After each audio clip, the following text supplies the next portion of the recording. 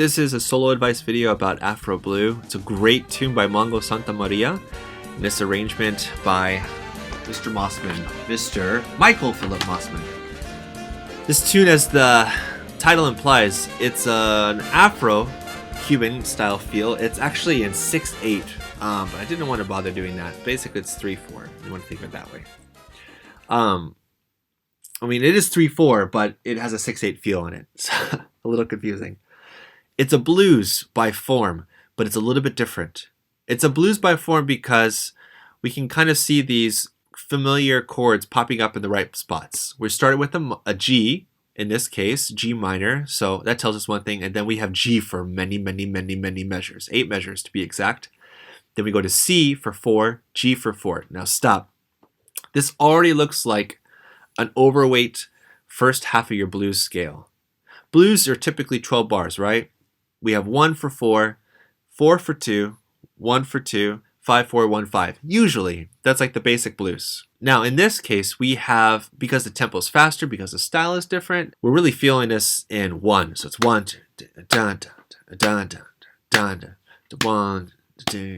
1, 2, 3, 4. It's almost like that because remember it's 6/8, so it's 1, 2, 3, 4, 2, 2, 3, 4, 3, 2, 3, 4, 4, 2, 3, 4. Then we go to the 4. We have 4 for quote unquote 2 measures, then 1 for 2 measures. Then we have this glorious bit, and then we go back to 1.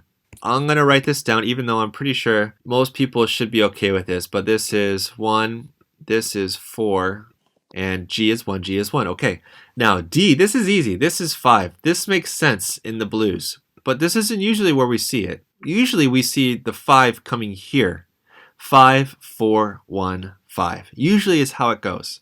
Now, I am going to clear this because I used the wrong color. So this right here is the 5, 7, and this is the 6, 7.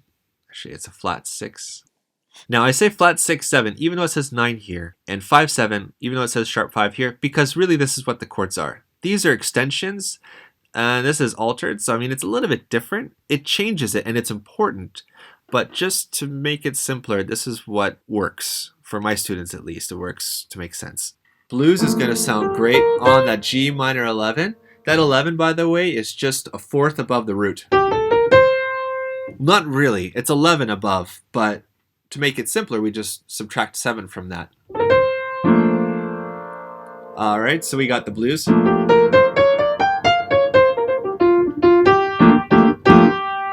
have our C minor 11.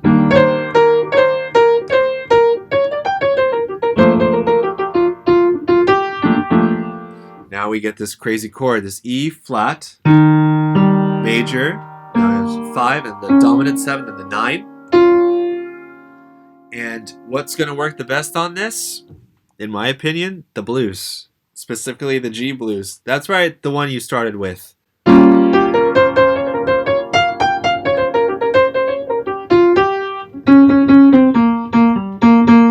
It sounds the best because we already have these blues notes already in here. If I play it again without the root, we have G as the 3rd, B flat, D flat, and F. And we look at our G blues, we have G, B flat, C, D flat, D, F, and back to G. Now I'm not going to play like a G blues scale like over this, and it's not, I mean, that's not really what it's supposed to do. You should be starting with notes that work. You should be focusing on things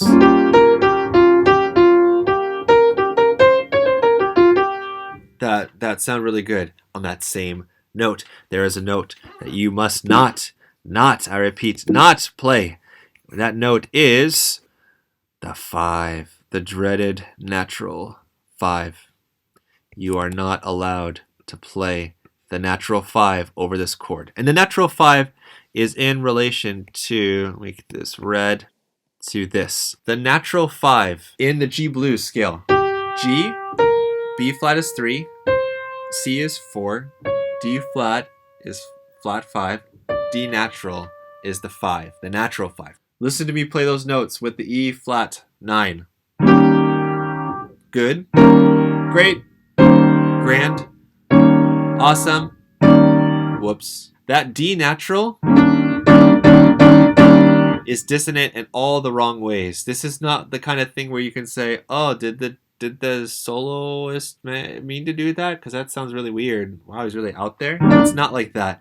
Because this D, looking at our root, we have a bad type of dissonance here because this E flat is a half step below E flat, which means that it wants to be a major 7. But this chord is not a major 7. It's a dominant 7 with a 9. So do not play that D. Okay, so that's the first thing about this section. Don't play the D here. It sounds bad. It sounds bad. Don't play it. Okay, enough preaching. Here, I have to make a confession. I already recorded like 13 minutes of this video prior to this one, and only did I realize towards like the 13-minute mark that I had made a grievous mistake in my solo advice. It was flawed. This D7 with the sharp 5. The thing about this chord that I was so wrong about is that we can use a scale that will sound so good on here, on this one area, that it's gonna change the feel of everything else that happens. For these two measures that are gonna fly by so fast in a solo, it's gonna make a world of difference. It's gonna take your soloing, the perception of you as a soloist, what you do as a soloist, up a notch. People are gonna go, whoa, that was, wait, where did that come from? That was awesome. What are people going to be stammering and sputtering about? You're going to be playing the G harmonic minor scale.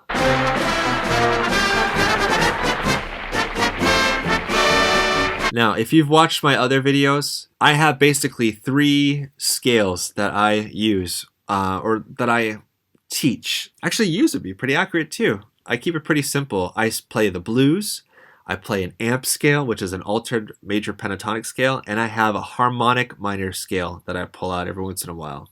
Usually the harmonic minor scale is going to be used on a secondary dominant.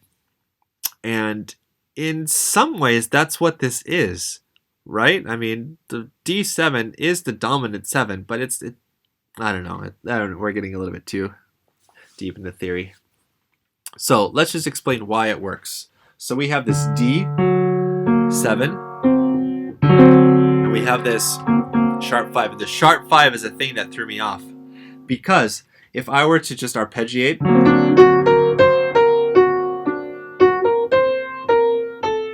I always just like to do this little lick.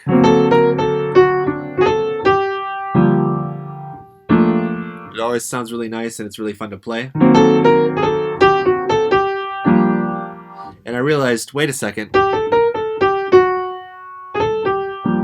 I'm resolving to the root. What is this that I'm hitting here? It has to be a leading tone. And what's this? The flat 3? Boom, harmonic minor. So harmonic minor, in a nutshell, is flat 3, flat 6, but the surprise, natural 7.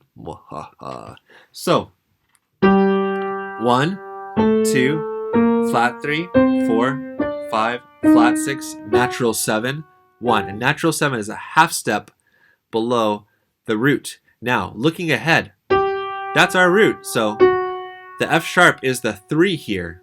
The A sharp is really the B flat here. There are lots of common notes that work really well. So when I play this one chord, check out how G harmonic minor sounds on it.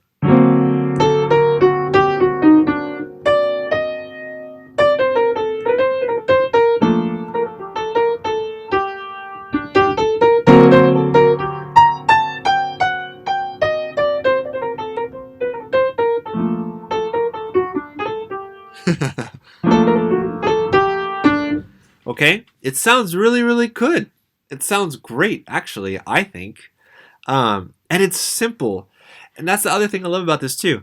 If you've been playing your instrument for a while, minor scales should be a given. You should know your natural minor scales, flat 3, flat 6, flat 7. And in this case, all we're doing is we're changing the 7 to be natural 7. That's it. And this is only one part.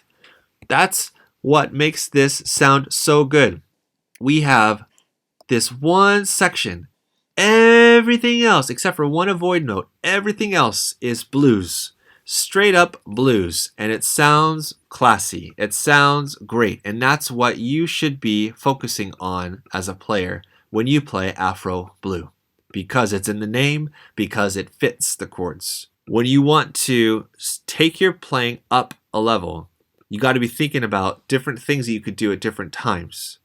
And what I use as an analogy is a highway with lots of lanes.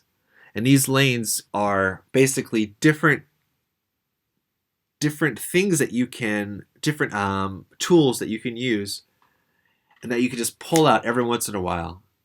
And you can change that lane to do something different and then go back to the lane you're comfortable in. You kind of want to think of this as your safe lane, like maybe your slow lane, but maybe you want to take the fast lane, you want to do something different. And this is where you'd want to use this harmonic minor, okay?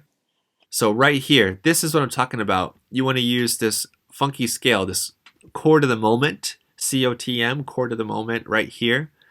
This is what you want to do for the chord of the moment. You want to be highlighting this fun and easy to understand scale, and you just want to get it under your fingers, get it into your instrument, get it into your mind, and you're just going to blaze through it, and it's going to make your solo sound fantastic.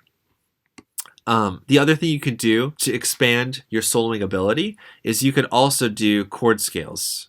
And chord scales refer to the chord of the moment. Okay? So that would mean for G minor 11, you're just going to be focusing, instead of a blues, you're going to play a G minor scale. And if I were you, I would play that leading tone anyway.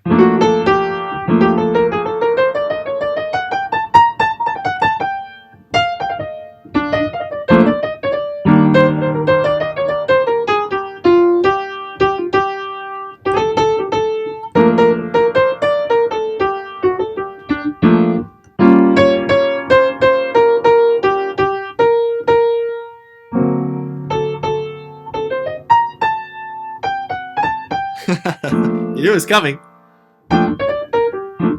These are 3 great starts to taking your soloing up a level on Afro Blue. So again, with changing lanes, you want to stick to a dominant lane that you're really focusing on, that you're going to stay predominantly in for the entirety of the solo. And then every once in a while, when you get bored or you get comfortable or you want to challenge yourself, throw in something different. Throw in a surprise. Throw in chord scales. Don't play the blues all the time. Maybe for this chord, for these 4 measures, you're going to do a chord scale instead. Change it up. That's what makes it sound so authentic and cool. And this is what jazz players are doing all the time. They're utilizing these multiple lanes of information that are going simultaneously in their mind. But they're focusing on just one at a time. So every once in a while, you just pop out of a lane and go back. Or you go into another lane, and you switch to another lane, then you come back. That's what it's all about. And that's what improvisation can really lead to, is something that you're comfortable with. And then you're just experimenting with those comfortable lanes, those comfortable scales, comfortable ideas. And then you're just kind of just throwing them in every once in a while and seeing what happens. Well, I hope this was helpful. I'm tired. It's 11:23. I think I'll do the last video tomorrow for now, but I hope these videos are really helpful to you, and happy practicing.